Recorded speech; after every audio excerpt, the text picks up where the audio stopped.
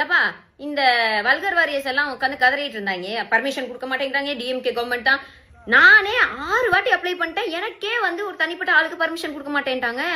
அப்ப நானும் வந்து இது பிஜேபியோட சதி அப்படின்னு சொல்லல, நான் அப்படிலாம் சொல்ல மாட்டேன். ஏன்னா இது தேர்தலோட விதிமுறைகளை அதை நான் பின்பற்றுறேன். அதனாலதான் நான் என்ன பண்ணேன், ஸ்ட்ரெயிட்டா வந்து நம்ம எங்க ஆரம்பிச்சோமோ அங்கேயே வந்து போர்டை பிடிச்சி நின்னுட்டேன். அதே மாதிரி நீ வெளியே வந்தனா உன்னை வெட்டிடுவேன், குத்திடுவேன், உன்னை கண்டந்துண்டமாக்கிடுவேன், சாவடிச்சிருவாங்க, உன்னை எப்படி பண்ணிடுவாங்க. இதெல்லாம் என்ன வெறும் வாய்ஸ் அவுட் ஆள் தானா? நானும் நின்று பார்த்துட்டே தூரத்தால ஒரு 2-3 பேர் மட்டும் டிவிக்கே அப்படின்னு கட்டிட்டு ஓடினாங்க. அதுவும் மைனர் பசங்க தான்.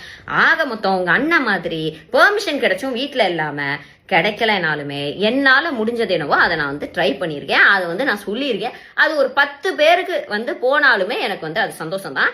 அண்ட் உங்க அண்ணன் மாதிரி கூட்டத்தை பார்த்து பயந்து விழுந்தடிச்சு வேனுக்குள்ள ஏறாலாம் நான் கிடையாது. நான் தைரியமா நின்று ஒத்தாளா நின்று நான் என்னுடைய கருத்து என்னவோ அதை சொல்லியிருக்கேன். அதை தாண்டி மற்ற அடுத்தடுத்து எந்தெந்த இடத்துல வந்து நம்ம பிரச்சாரம் பண்ண போறோம் அப்படின்றதெல்லாம் சர்ப்ரைஸாவே இருக்கட்டும். Please wait.